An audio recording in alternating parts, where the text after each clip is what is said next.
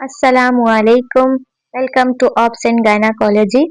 उम्मीद करती हूँ आप सब खैरियत से होंगे और मेरे लेक्चर्स से आपको बेनिफिट मिल रहा होगा, क्योंकि यही आपके लेक्चर हैं जो आपका करिकुलम भी है और आपके एग्जाम में भी पूछे जाते हैं, और यही लेक्चर आपके क्लिनिकल प्रैक्टिस में भी काम आते हैं आपके।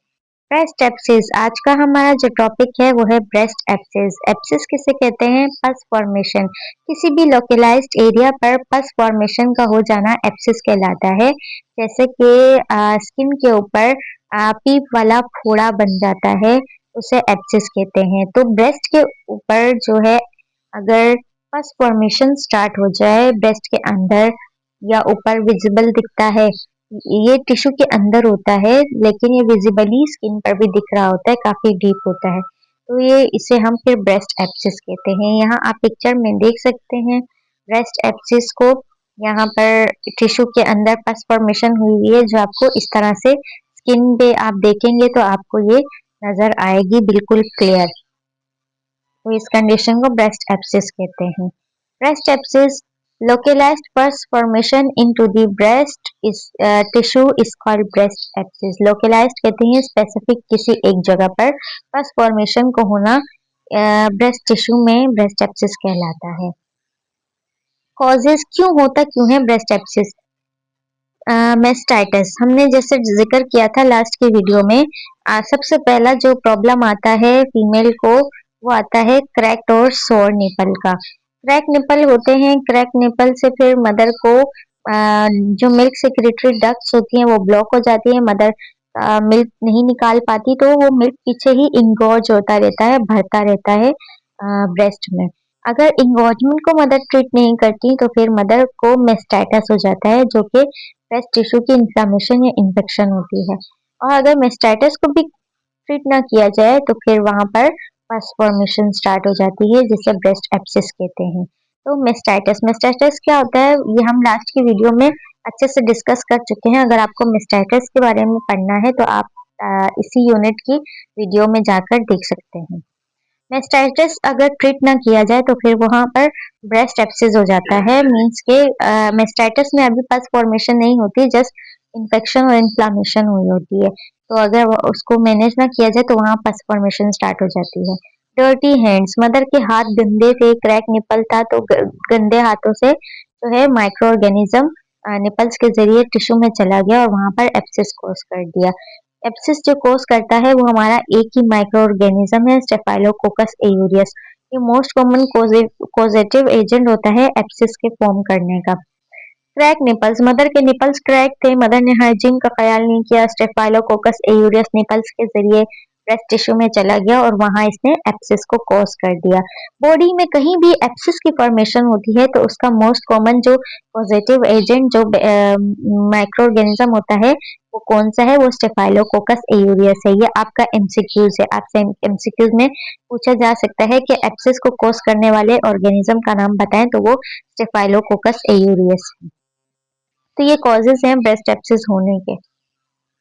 साइन और सिम्टम्स क्या होते हैं ब्रेस्ट एब्सिस के? सीवियर पेन होता है ब्रेस्ट में, थ्रोम्बिन पेन। थ्रोम्बिन पेन किसे कहते हैं? पेन की डिफरेंट टाइप्स होती हैं, throbbing pain, cramps pain, radiating pain, तो स्पाज्मोडिक पेन। तो जो थ्रोम्बिन पेन होता है वो जो झटके की तरह वाला पेन फील होता है ना, जैसे झटका आ रहा है, पेन फील हो रहा है, तो इस टाइप के पेन को थ्रोम्बिन पेन कहते हैं।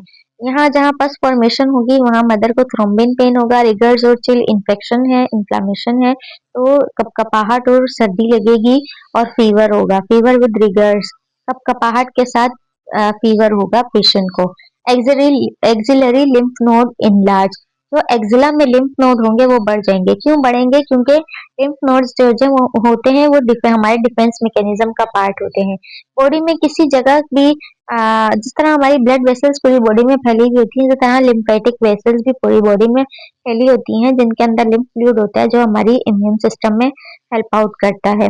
अब इसमें क्या होता है कि बॉडी के जिस जगह पर इन्फेक्शन होगा, इन्फ्लामेशन होगी, उसके पास जो भी लिम्फ नोड होंगे वो स्वेल हो जाएंगे, क्योंकि वो डिफेंस मैकेनिज्म करते हैं और उस कंडीशन में स्वेल हो जाते हैं। तो ब्रेस्ट के अराउंड एक्सिला होते हैं, एक्सिला में लिम्फ नोड होता है, तो वो लिम्फ नोड्स आपको स्वेल मिलेंगे, इनलार्ज मिलेंगे, बड़े हुए मिलेंगे। Red engorge and hot breast. जब आप एग्जामिन करेंगे तो आपको ब्रेस्ट रेड मिलेगा, हॉट गर्म होगा, जो एक्सेस वाली जगह होगी वो हॉट होगी और इनलार्ज बड़ा हुआ ब्रेस्ट आपको मिलेगा। निपल डिस्चार्ज, ये देखिए यहाँ से निपल से डिस्चार्ज जा रहा है, तो इस तरह से निपल डिस्चार्ज भी आपको देखने को मिल सकता है, क्योंकि ये एप्सिस जो बना हुआ है, इसी एप्सिस की वजह से इन्फेक्शन हुआ हुआ है पूरे ब्रेस्ट में। आप जब देखेंगे, एग्जामिन करेंगे, तो आपको बिल्कुल ऐसे पस फॉर्मेशन की तरह आपको लीजन्स मिलेंगे। क्लियरली आप देख लेंगे कि आप समझ जाएंगे कि ये ब्रेस्ट एब्सेस है। Fatigue and weakness due to anorexia. Anorexia क्या होता है? भूख का ना लगना। जब फीवर होता है तो फिर वैसे ही भूख नहीं लगती, तो इन्फेक्शन में फीवर लाजमी होता है। तो खाना भूख नहीं लगती तो मदर खाना नहीं खाती, पेशेंट खाना नहीं खाते, जिसकी वजह से उसे फटीग और वीकनेस होती है। तो ये साइन सिम्टम्स हैं ब्रेस्ट एब्सिस के। यहाँ देखिए आप, ये इंगॉजमेंट है, ये मेस्टाइटिस है।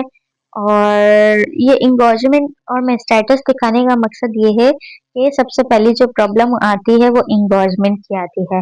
इसमें आपके पास अगर इंगॉजमेंट को आप ट्रीट नहीं करते तो फिर यहाँ पर टिश्यू की इन्फ्लामेशन या इन्फेक्शन हो जाता है, और इसको भी मेस्टाइटिस, जिसे मेस्टाइटिस कहते हैं, मेस्टाइटिस को भी आप ट्रीट नहीं करेंगे तो फिर क्या कंडीशन अराइज होगी? कंडीशन अराइज होगी आपके पास पस फॉर्मेशन बन जाएगी, ब्रेस्ट एब्सिस हो जाएगा। मैनेजमेंट की तरफ आते हैं। ब्रेस्ट एब्सिस को हम कैसे मैनेज करते हैं? एनाल्जेसिक्स, एनाल्जेसिक्स कहते हैं वो मेडिसिन जो पेन को कम करने के लिए दी जाए, उन्हें एनाल्जेसिक्स कहते हैं। तो पेन था मदर को, थ्रोम्बिन पेन था, उसके लिए हमने एनाल्जेसिक्स दी। Breast pump use for milk ejection. Breast pump का इस्तेमाल करना है मिल्क एजेक्शन के लिए।